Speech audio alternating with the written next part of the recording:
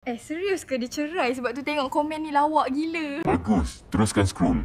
Lagi kau buka aib, lagi pintu rezeki kau tutup. Astaghfirullah, aku pun banyak dosa. Tak payah sibuk hal orang. Jangan tutup dosa orang. Aku lapar komen kau. Itu naik sebab ada orang dalam lah tu.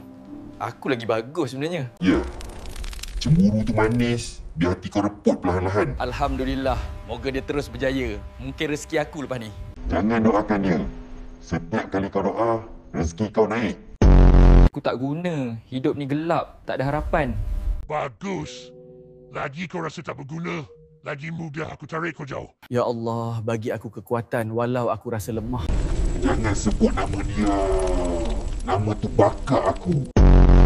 Dapat gaji. Jom enjoy. Tak payah fikir esok.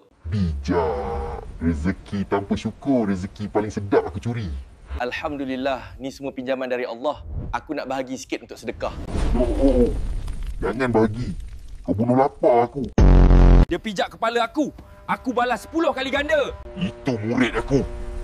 Marah tu bahan bakar syurga aku. Aku maafkan. Aku tak nak hati aku hitam sebab dia. Jangan maaf. Setiap maaf kau, satu syaitan yang mati. Setiap kali kau ikut emosi, iblis tepuk tangan. Tapi bila kau pilih iman, dia terbakar. Jadi bila ujian datang, kau nak bagi dia ketawa atau jerit kesakitan?